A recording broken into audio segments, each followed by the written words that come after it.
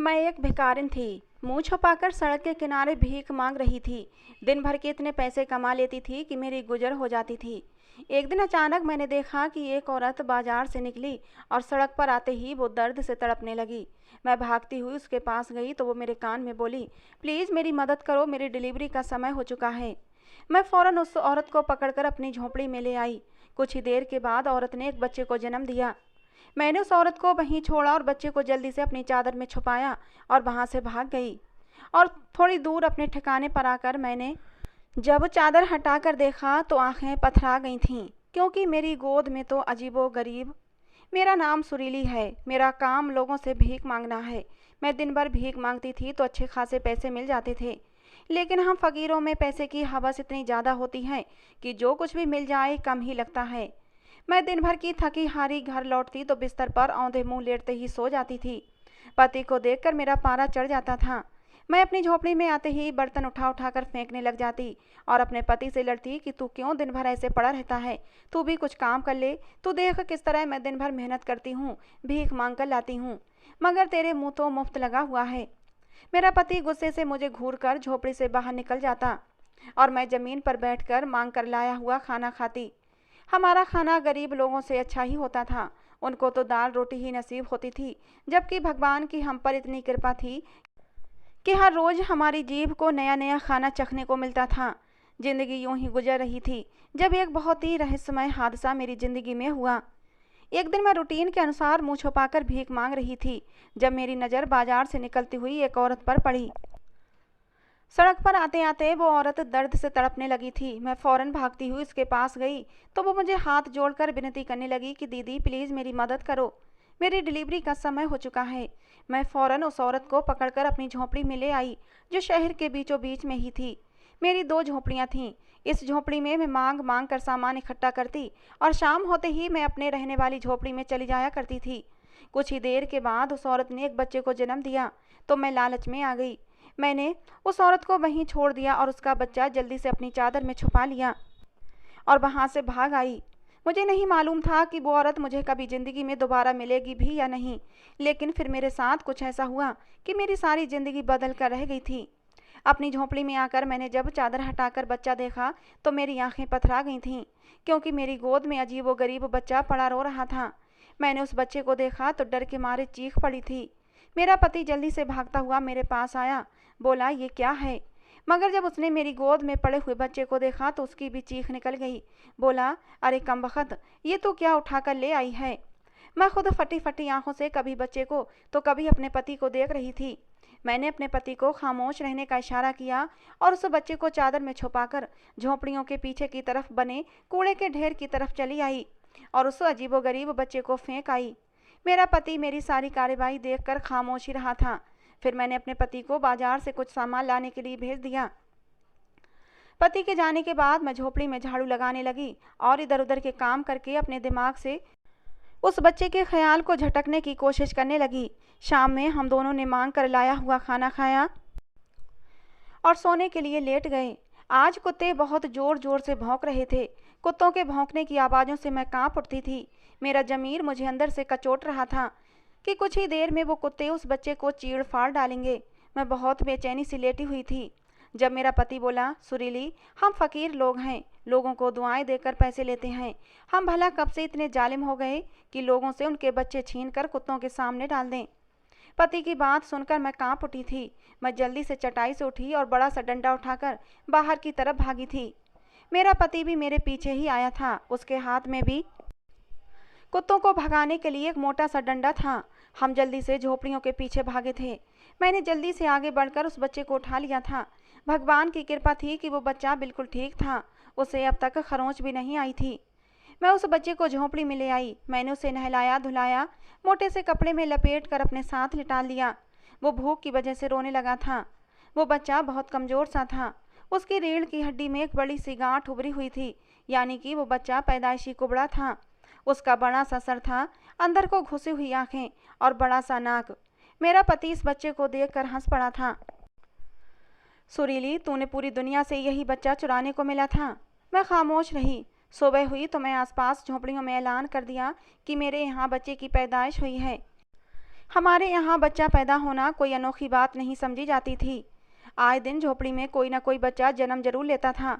एक हफ्ते में मैंने उस नन्हे से बच्चे की खूब देखभाल की थी। फिर वो जब थोड़ा ठीक हुआ तो मैं उसे अपने साथ ले जाकर भीख मांगने लगी थी। मगर ये देखकर तो मेरे हैरत की हद न रही कि लोग उस अजीब से बच्चे को देखकर मुझे दुगनी भीख दे जाया करते थे। आज का समाज एक ऐसा समाज है जहाँ डर बिकता है। लोग अजीबोगरीब बच्चे को देखकर डर जाया करते थे और अपने बच्चे के ऊपर की आफत बला उतार कर मेरे हाथ में थमा देते थे। 2 दिन में ही मेरी कमाई 4 गुनी से भी ज़्यादा हो गई थी। मैंने उस बच्चे का नाम लकी रख दिया था, क्योंकि वो बच्चा हमारे लिए बहुत ही लकी था। मेरा पति भी मेरी दुगनी कमाई से बहुत खुश था, मगर मुझे अंदर ही अंदर एक बेचैनी जकड़े रहती थी। मुझे यही डर रहता था, कहीं उस बच्चे की असली माँ मुझे देख न ले, वो मुझसे बच्चा छीन लेगी और मुझे जेल करवा देगी। लेकिन मुझे क्या मालूम था कि कुदरत ने उस बच्चे के लिए कुछ और ही सोच रखा है। कुछ ऐसा हुआ कि मैंने अपने पति से कहकर शहर बदल लिया। वो मेरी बात मानने के हक में नहीं था, मगर मेरी जिद के आगे उसने हथियार डाल दिए। हमने शहर को छोड़ दिया। हमने दूसरी जगह फ़कीरों की झोपड़ियों के पास अपनी झोपड़ी बना ली। हम लोग सादा से लोग होते हैं, जल्दी ही नए लोगों में घुल मिल जाते हैं। वहाँ की औरतें लकी को देखकर अजीब सा मुँह बनाती थीं और उससे घिनाती थीं। उन औरतों के ऐसे व्यवहार से मेरा दिल दुख जाता था। मैं लकी का बहुत ध्यान रखती थी, उसे अपने बच्चों की तरह पालती थी, और कोई जब मेरे बच्चे को इस तरह घिनौनी नज़रों से देखता था तो मुझे बहुत गुस्सा आता था। लकी अब मेरे लिए सब कुछ था।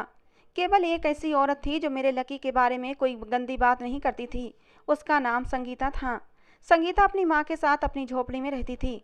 संगीता मेरे पास आकर बैठ जाती और लकी को देखती रहती थी। वो लकी के बारे में मुझसे ढेरों सवाल पूछती तो मैं चौंक उठती थी। मुझे संगीता पर शक हो गया था। वो लकी को बड़ी ललचाई हुई नज़रों से देखती थी। शायद मेरी दुगनी आमदनी देखकर उसकी राल टपकने लगी थी। मैंने पति से अपने डर का इजहार किया तो वो बड़ी देर तक हंसता रहा। बोला, तू तो लकी का ऐसे ध्यान रखती है जैसे ये कोई सोने की खान हो। मैंने कहा, सोने की खान की बात नहीं है, लकी मेरा बच्चा है।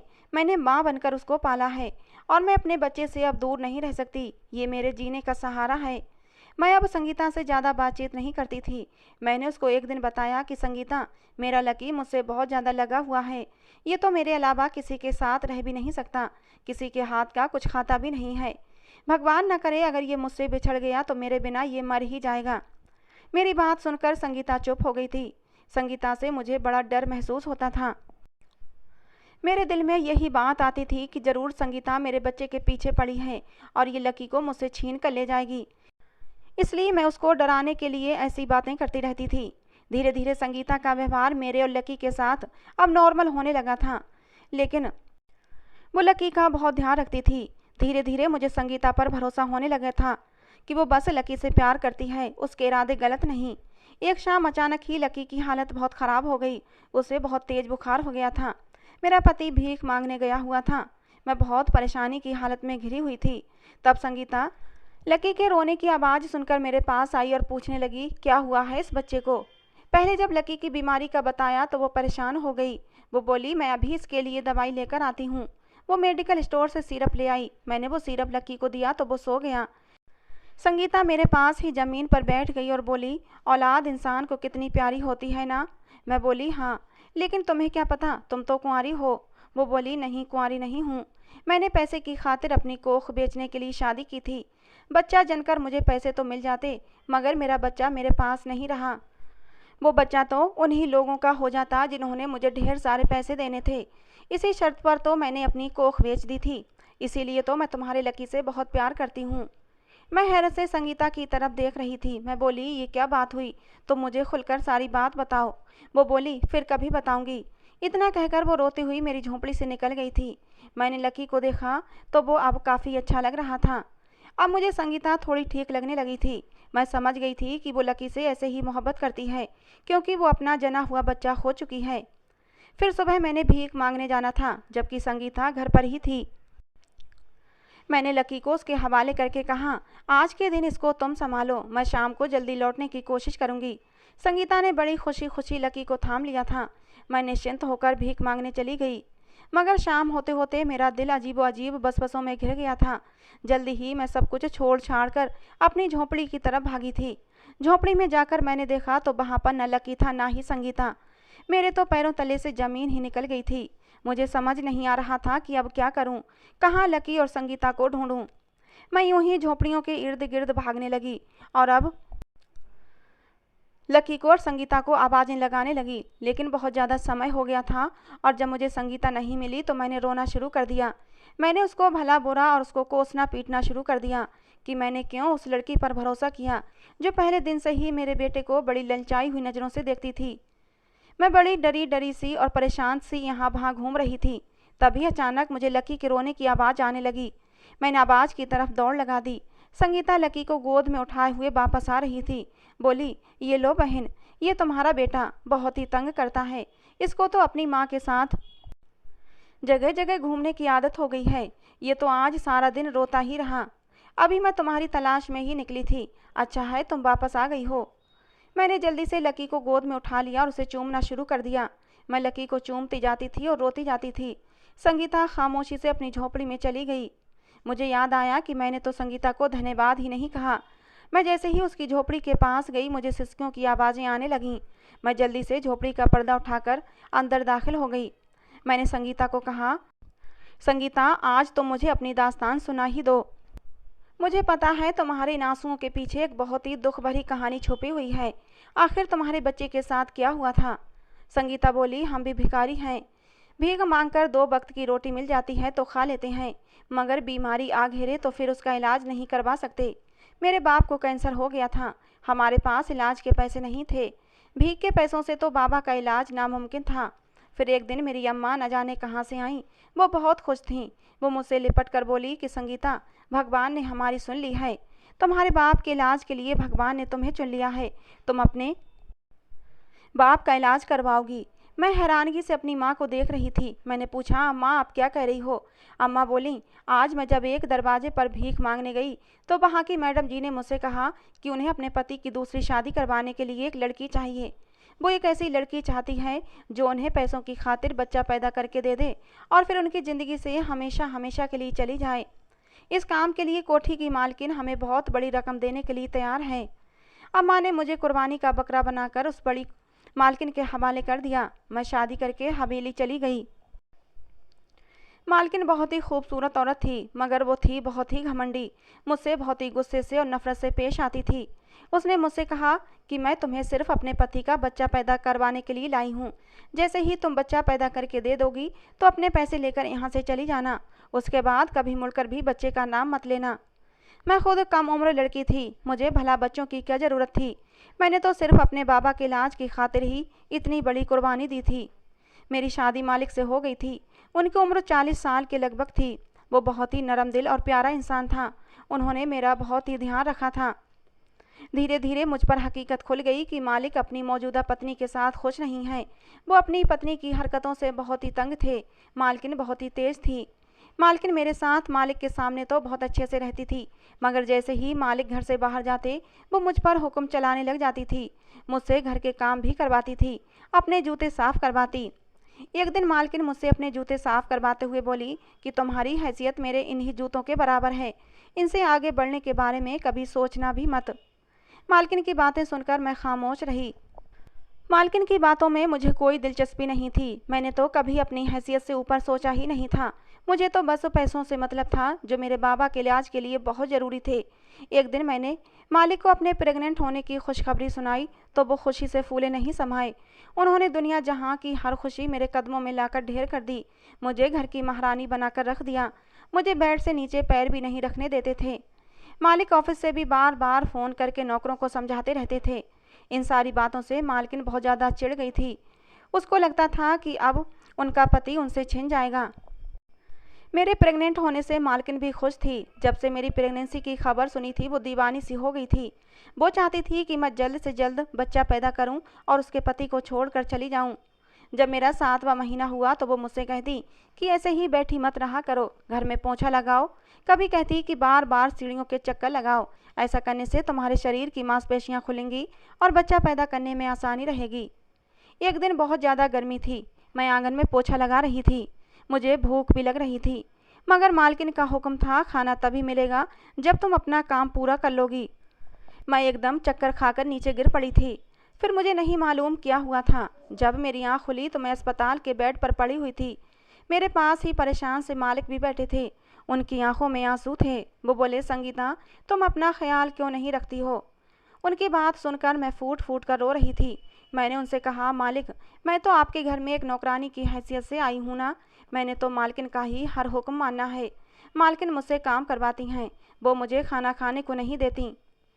मालकिन ने मुझसे कह रखा है कि मैं जैसे ही बच्चे को जन्म दे दूंगी वो मुझे इस घर से निकाल देंगी। हालांकि मालकिन का कहना ठीक था। वो जो कह रही थी सच था। आखिर उन्होंने मुझे खरीदा ही तो था। फिर भला बच्चा जन्म देने के बाद मेरा इस घर में क्या हक रह जाता था? लेकिन मैं जज्बातों में बह गई थी और मैंने मालिक को बता दिया कि मालकिन बच्चे की पैदाइश के बाद मुझे घर से निकाल देंगी। मेरी बातें सुनकर मालिक की आंखें खुली की खुली रह गईं। वो हैरत से मुझे देख रहे थे। उन्होंने कहा, संगीता, अगर ऐसी ही बात थी तो तुमने मुझे पहले क्यों नहीं बताया? फिर उसके बाद वो उठकर मेरे पास से चले गए थे। अगले दिन जब मैं अस्पताल से डिस्चार्ज होकर घर आई तो मुझे नौकरों के मुंह से पता चला कि मालिक ने घर आकर मालकिन की बहुत बेइज्जती की थी। उन्होंने एक एक नौकर से पूछा था कि मालकिन ने संगीता के साथ क्या व्यवहार रखा है। हम सब ने तो सच बोल दिया था। उसके बाद उन्होंने मालकिन को अपने कमरे से निकाल दिया और आपका सामान मालिक ने अपने बेडरूम में सेट कर लिया है। उन्होंने कहा है कि मालकिन उनको अपनी शक्ल न दिखाएं, नहीं तो गुस्से में आकर वो कुछ भी गलत कर जाएंगे। अब तो मैं बहुत ज़्यादा डर गई थी। मुझे मालकिन के गुस्से से डर लग रहा था। मैंने तो कभी ये सोचा भी नहीं था कि ये सब कुछ हो जाएगा। मैं बहुत डरी हुई थी कि न जाने आगे क्या होगा, मालकिन मेरे साथ क्या व्यवहार करेगी। मुझे विश्वास था कि मालकिन मुझे इस बात का बदला जरूर लेगी और फिर वही हुआ जिसका डर था। मालिक अपने बिजनेस के सिलसिले में दूसरे देश चले गए। मालकिन मेरे सर पर आधम की किसी तूफान की तरह वो मुझ पर चिल्ला रही थी। उन्होंने मेरी औकात मुझे याद दिलाने में 1 मिनट नहीं लगाया था। वो बोली, भिकारन है ना तू?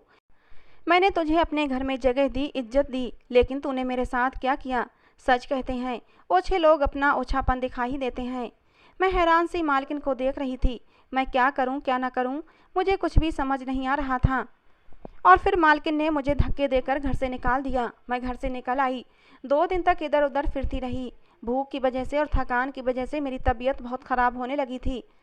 और अचानक मेरी तबीयत इस कदर ख़राब हो गई कि मुझे मालूम हो गया मेरी डिलीवरी का समय पास आ गया है। मैं भरे बाजार में एक औरत से मदद मांगने लगी। वो औरत मुझे लेकर अपनी झोंपड़ी में चली गई। उसने मेरी मदद की। जब मैंने बच्चे को जन्म दिया तो वो औरत मुझे वहीं पर छोड़कर और मेरा बच्चा लेकर भाग गई। संगीता की बात सुनते ही मैं सकते में आ गई थी। मैं बोली, संगीता, क्या तुम मुझे जानती हो कि मैं कौन हूँ? संगीता रोते हुए बोली, हाँ, मैं जानती हूँ कि तुम कौन हो। तुम वही औरत हो जो मेरे बच्चे को लेकर भाग गई थी। मैंने तुम्हें हर जगह ढूंढा, लेकिन तुम मुझे कहीं नहीं मिली। यूं ही मैं गिरती पड़ती जब अपनी झोंपड़ी में आई तो मेरी माँ ने मुझे बताया कि मालकिन ने अभी तक उन्हें 1 रुपया भी नहीं दिया था। इलाज न होने की वजह से मेरा बाप भी मर गया था। अब मैं और मेरी माँ ही रह गए थे। मैंने जब बच्चे को जन्म दिया था तो मैंने अपने बच्चे को देख लिया था। मुझे मालूम हो गया था कि मेरा बच्चा नॉर्मल बच्चा नहीं था। मुझे अपने बच्चे की बहुत चिंता थी कि न जाने उसका कोई ख्याल भी रखता होगा या नहीं। मैं बड़ी बेबस थी। मैं और मेरी माँ अकेली थी। हमारा दुनिया में कोई नहीं था, तो फिर मेरे लिए और मेरे बच्चे को कौन ढूंढता? मैंने अपने भगवान के ऊपर सब कुछ छोड़ दिया और देखो उसने किस तरह से मेरा साथ दिया। उसने मेरा बच्चा खुद मेरे पास लाकर छोड़ दिया। तो मेरी शक्ल शायद भूल गई थी, मगर सुरीली, मैं तुम्हारी शक्ल नहीं भूली थी। मैंने इरादा कर लिया था कि मैं तुमसे अपना बच्चा छीन कर भाग जाऊंगी, मगर जब तुमने ये बताया कि तुम्हारे अलावा किसी के हाथ से ये कुछ खाता पीता नहीं है, तो फिर मैंने अपना इरादा बदल लिया था। मुझे अपने बच्चे की ज़िंदगी से ज़्यादा कुछ भी प्यारा नहीं था। आज जब तुम उसे मेरे पास छोड़ गई थी तो मैं इसे इसके बाप के घर लेकर गई थी। मैंने सोचा कि मालिक अपने बच्चे को देख कर नरम पड़ जाएगा और वो इसके इलाज के लिए मुझे पैसे दे देगा, मगर मुझे वहाँ मालकिन ही मिली थी। उसने मुझे धक्के देकर घर से निकलवा दिया। मैं संगीता की बातें सुनकर दंग रह गई थी। इस बेचारी ने छोटी सी उम्र में क्या कुछ नहीं सहा था। मैं बोली, तू चिंता मत कर, तेरा मुकदमा मैं लड़ूंगी। वो हंस पड़ी थी। ऐसा लगा जैसे वो हंसते हंसते रो रही हो। मैं उसके मालिक का नाम पूछा तो उसने मालिक का नाम सेठ मनोहर बताया। मुझे पता था कि मैंने आगे क्या करना है। मैंने सेठ मनोहर के ऑफिस की तलाश करना शुरू कर दी। मुझे ऑफिस ढूंढने में इतनी ज़्यादा मेहनत नहीं करनी पड़ी थी जितनी मेहनत ऑफिस में दाखिल होने के लिए करनी पड़ी थी। मुझे भिखारिन को कौन ऑफिस में घुसने देता।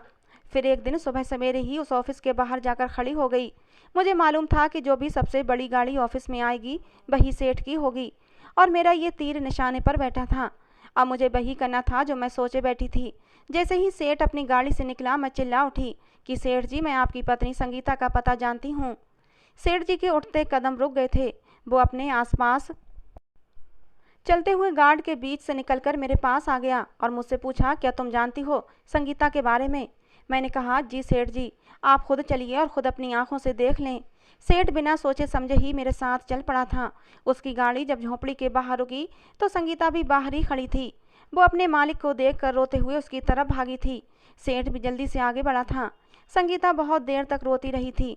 सेठ बोला, संगीता, तुम मुझे छोड़कर अपने आशिक के साथ क्यों भाग गई थी? तुम्हें तलाक चाहिए थी तो मुझे बता देती। तब संगीता और जोर जोर से रोने लगी थी। उसने रोते रोते सारी दास्तान सुना दी थी। सारी कहानी सुनकर सेठ जी की आंखों में आंसू आ गए थे। मैंने संगीता का बेटा संगीता की गोद में दे दिया, और जब संगीता ने अपना बच्चा सेठ जी के सामने किया तो अपने बच्चे को देखकर सेठ जी के चेहरे पर दर्द उभर आया था। लेकिन फिर उन्होंने अपने बेटे को गोद में उठा लिया और अपने बेटे को चूम चूम कर रोते रहे। फिर सेठ जी संगीता को और अपने बच्चे को अपने साथ ले गए। मैं अकेली रह गई थी। मैं अपने लकी को याद करके रोती रहती थी। मेरा दिल किसी चीज़ में नहीं लगता था। यूं ही रोते रोते एक हफ्ता गुजर चुका था, जब एक दिन सेठ और संगीता बड़ी सी गाड़ी में बैठकर मेरे पास आए थे। संगीता ने मुझे बताया कि वो अपनी माँ को लेने आई है। संगीता ने बताया कि मालकिन ने खुद ही मालिक से तलाक ले ली है। अब वो हमारा घर छोड़कर चली गई है। मुझे बहुत खुशी हुई थी कि चलो संगीता का घर बस गया था। फिर संगीता का पति मेरे पास आया और मेरा धन्यवाद किया कि इतने दिन तक मेरे बच्चे का ध्यान रखा, और मेरी पत्नी संगीता मुझे मिलवा दी। फिर उन्होंने एक नोटों से भरा बैग मेरे हाथों में थमा दिया। कहने लगे, ये एक छोटा सा तोहफा है तुम्हारे लिए, इसे स्वीकार कर लो। पैसों से भरे बैग को देखकर मैं दंग रह गई थी। मेरा लकी तो सच में मेरे लिए बहुत ही लकी साबित हुआ था। मैंने भीख मांगना छोड़ दिया। मैंने उन पैसों से घर खरीदा और अपने पति को एक बिजनेस करवा दिया। मैं कभी कभी लकी से मिलने चली जाती हूँ। सेठ जी ने लकी का इलाज करवाना शुरू कर दिया है। डॉक्टर ने विश्वास दिलाया है कि कुछ सर्जरी होने के बाद लकी नॉर्मल हो जाएगा। मुझे बहुत खुशी हुई थी कि मेरा लकी भी अब आम इंसानों की तरह ज़िंदगी जिएगा।